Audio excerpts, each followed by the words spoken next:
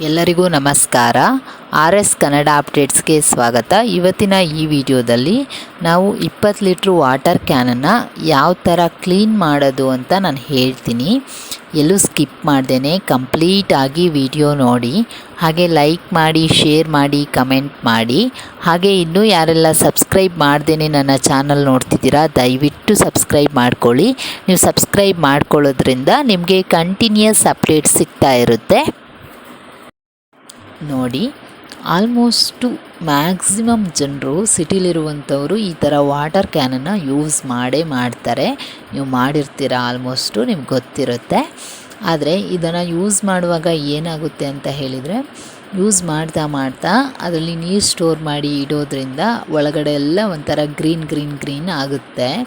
ಇಲ್ಲಿ ಇಮ್ಯಾಜಲ್ಲಿ ನೋಡ್ತಿರ್ಬೋದು, ಬಿಫೋರ್ ಅಂತ ಏನು ಇಮ್ಯಾಜ್ ಇದೆಯೋ ಅದರಲ್ಲಿ ನಿಮಗೆ ಕಾಣಿಸ್ತಿರುತ್ತೆ. ಈ ಥರ ಒಳಗಡೆ ಗ್ರೀನ್ ಆಗಿಬಿಡುತ್ತೆ.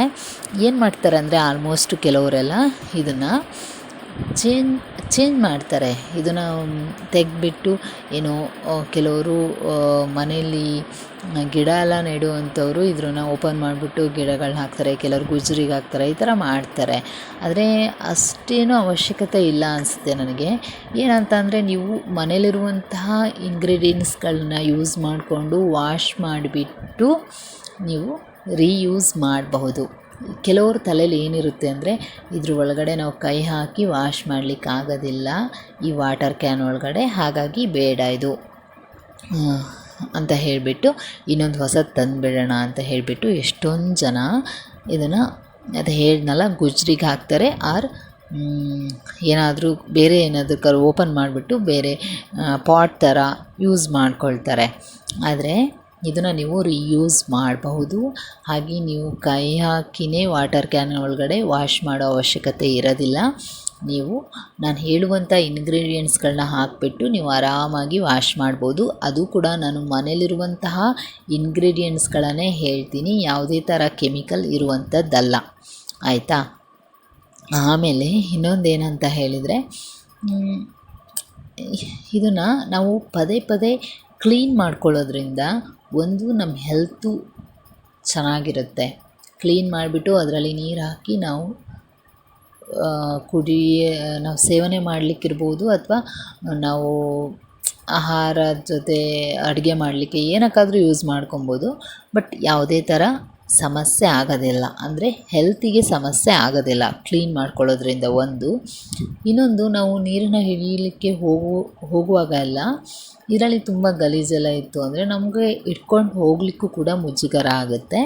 ಬಟ್ ನಾವು ಕ್ಲೀನ್ ಮಾಡ್ಕೊಳ್ಳೋದ್ರಿಂದ ನಾವು ಕಾನ್ಫಿಡೆಂಟಿಂದ ಹೋಗಿ ಬರ್ಬೋದು, ಅದು ಕೂಡ ಹೌದು. ಆದರೆ ಕ್ಲೀನ್ ಮಾಡೋದು ಹೇಗೆ ಅಂತ ತುಂಬ ಜನಕ್ಕೆ ಇದು ಗೊತ್ತಿರೋದಿಲ್ಲ. ಅಂದರೆ ತುಂಬ ಸಿಂಪಲ್ ಟಿಪ್ಸಿಂದ ನಾವು ಕ್ಲೀನ್ ಮಾಡಬಹುದು.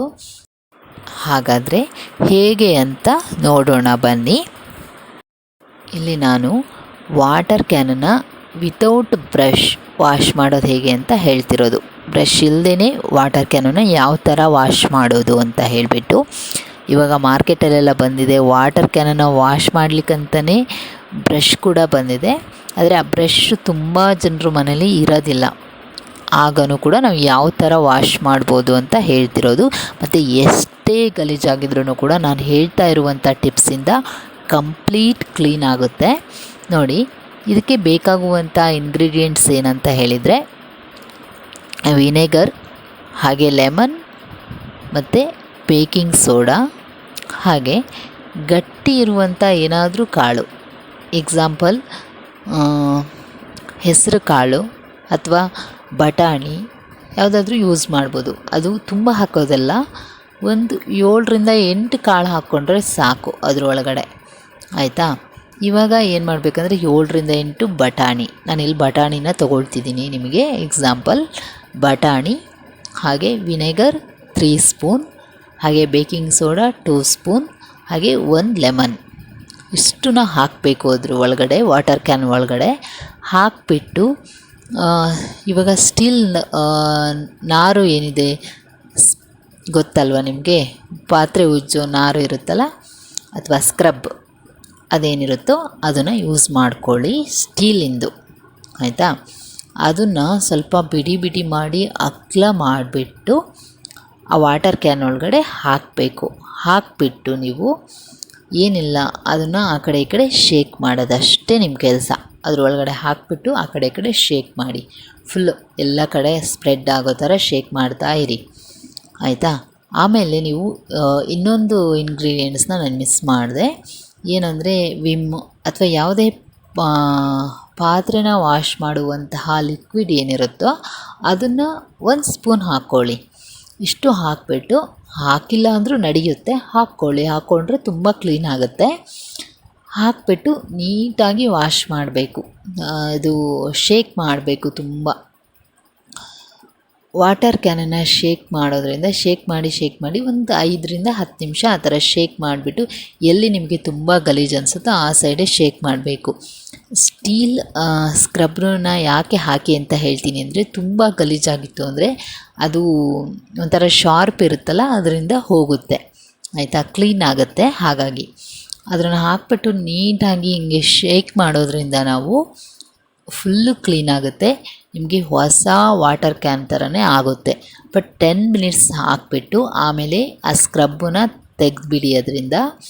ಆಮೇಲೆ ಅದು ನೀವೇನು ಬಟಾಣಿ ಏನೋ ಕಾಳುಗಳನ್ನ ಹಾಕಿದ್ರಲ್ಲ ಅದನ್ನು ತೆಗೆದುಬಿಟ್ಟು ನೀಟಾಗಿ ನೀರು ಹಾಕಿ ತುಂಬ ಸರಿ ವಾಶ್ ಮಾಡಿ. ಹಾಗೆ ಮೇಲ್ಗಡೆ ಎಲ್ಲ ವಿಮ್ ಹಾಕಿಬಿಟ್ಟು ಸ್ಕ್ರಬ್ಬಿಂದ ಉಜ್ಜಿಬಿಟ್ಟು ವಾಶ್ ಮಾಡ್ಕೊಳ್ಳಿ ಅಷ್ಟೇ. ಬಟ್ ಒಳಗಡೆ ಮಾತ್ರ ಹಾಗೆ ಮಾಡಿ, ಅದು ಫುಲ್ಲು ನಿಮಗೆ ಎಲ್ಲಿ ಗಲೀಜು ಕಾಣಿಸುತ್ತೋ ಅದು ಹೋಗೋವರೆಗೂ ಶೇಕ್ ಮಾಡಿಬಿಟ್ಟು ಕ್ಲೀನ್ ಮಾಡ್ಕೊಳ್ಳಿ. ಇಷ್ಟೇ ಸಿಂಪಲ್ ಟಿಪ್ಸ್ ಇದು. ಆಲ್ಮೋಸ್ಟ್ ಎಲ್ಲರೂ ಮನೇಲೂ ಇದ್ದೇ ಇರುತ್ತೆ ನಾನು ಹೇಳಿರುವಂಥ ಇಂಗ್ರೀಡಿಯೆಂಟ್ಸು.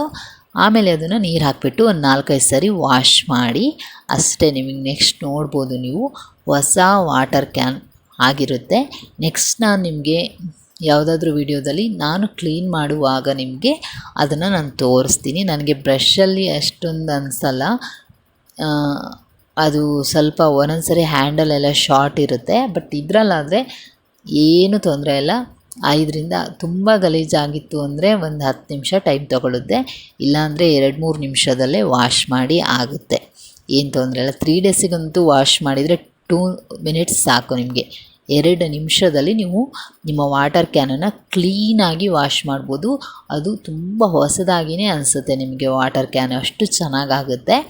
ಬಟ್ ಇಷ್ಟೇ ಇಂಗ್ರೀಡಿಯೆಂಟ್ಸ್ ಹಾಕೋದು, ಇನ್ನೇನೂ ಹಾಕೋದಿಲ್ಲ, ಅಷ್ಟು ಚೆನ್ನಾಗಾಗಿರುತ್ತೆ. ಯಾರಾದರೂ ಟ್ರೈ ಮಾಡಿದರೆ ದಯವಿಟ್ಟು ನನಗೆ ಕಮೆಂಟ್ ಮಾಡಿ, ನಿಮಗೆ ಯಾವ ಥರ ಎಕ್ಸ್ಪೀರಿಯನ್ಸ್ ಆಯಿತು, ಹೇಗಾಯಿತು ಅಂತ ಹೇಳಿಬಿಟ್ಟು ಯೂಸ್ ಮಾಡಿ ನೋಡಿದರೆ. ನಾನಂತೂ ಯಾವಾಗಲೂ ಇದೇ ಥರ ಯೂಸ್ ಮಾಡಿ ವಾಶ್ ಮಾಡೋದು, ತುಂಬ ಚೆನ್ನಾಗಾಗುತ್ತೆ. ಹಾಗೆ ಲೈಕ್ ಮಾಡಿ, ಶೇರ್ ಮಾಡಿ, ಕಮೆಂಟ್ ಮಾಡಿ. Thanks for watching friends.